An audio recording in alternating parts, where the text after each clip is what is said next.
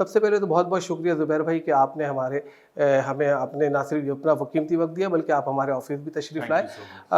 زبیر بھائی، گورنمنٹ کہتی ہے کہ اس نے معیشت کو خاصا بہتر کر لیا ہے، جو دیوالیہ صورتحال تھی اس سے نکل آئے ہیں، اس کے بعد اب استحکام ہے اور اب گروتھ کی طرف وہ جا رہے ہیں، جبکہ اپوزیشن کہتی ہے کہ معیشت کا جو اس وقت صورتحال ہے پاکستان میں اتنی خراب صورتحال کبھی بھی نہیں تھی. آپ کا کیا کہنا ہے؟ ایک تو پہلے تو بالکل یہ تو حقیقت ہے کہ جتنی صورتحال اس وقت خراب ہے یا پچھلے 4 سال کا جو پیریڈ لیا جائے جب سے شہباز شریف وزیر اعظم بنے، یہ 4 سال جو ہیں ورسٹ ایور پاکستان کی تاریخ میں. اکنامک انڈیکیٹرز کیا کہہ رہے ہیں، چاہے وہ گروتھ ہے 4 سال، کوئی بھی 4 سال ایوریج، اور بہت تاریخ میں برے حالات بھی آئے. حکومت کی اپنی رپورٹس جو احسن اقبال صاحب کی منسٹری نکالتی ہے ابھی جنوری فیبری میں، ان کے مطابق ان ایمپلائمنٹ 21 سال کی بلند ترین شرح پر ہے.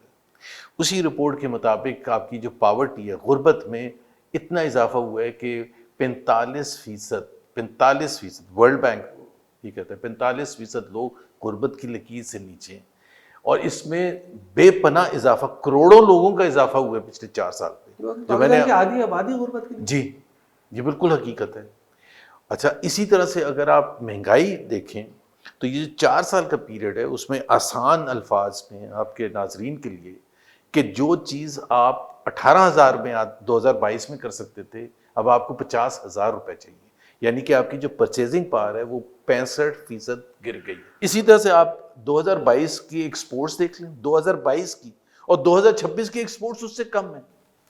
انویسٹمنٹ جو ہے، جو کہ سب سے بنیادی چیز ہے، جو آپ اگر بجٹ کے بارے میں سوال پوچھیں گے تو انویسٹمنٹ تو سٹارٹنگ پوائنٹ ہے نا. انویسٹمنٹ، دکان لگے گی تو امپلائمنٹ جنریشن ہوگی، تو ٹیکس کلیکشن ہوگی، ایکسپورٹ بڑھے گی، سارا انویسٹمنٹ 50 سال کی لوئسٹ لیول پر ہے. میں اسی طرف آ رہا ہوں زبیر بھائی کہ یہ اب بجٹ کی بھی آمد ہے، گورنمنٹ کے پاس کتنا اسپیس ہے. آئی ایم ایف پروگرام میں رہتے ہوئے کارپوریٹ ٹیکس 60% تک چلا جاتا ہے، 50 سے 60%.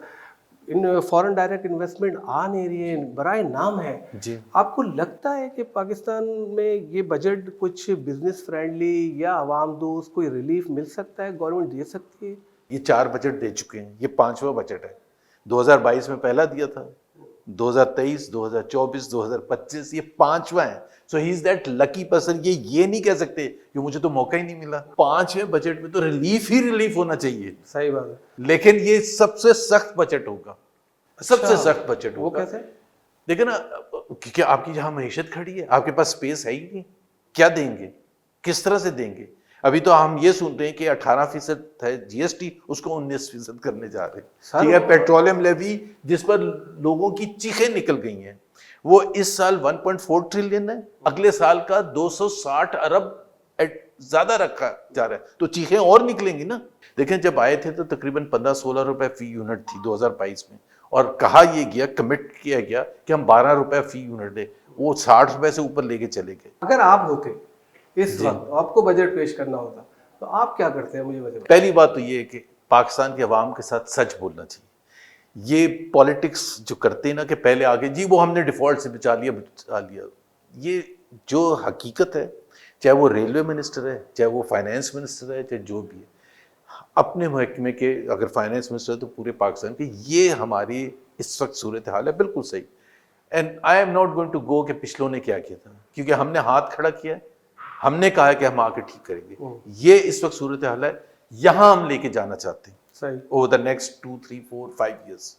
یہ ہمارا ہر سال کا کے اہداف ہے.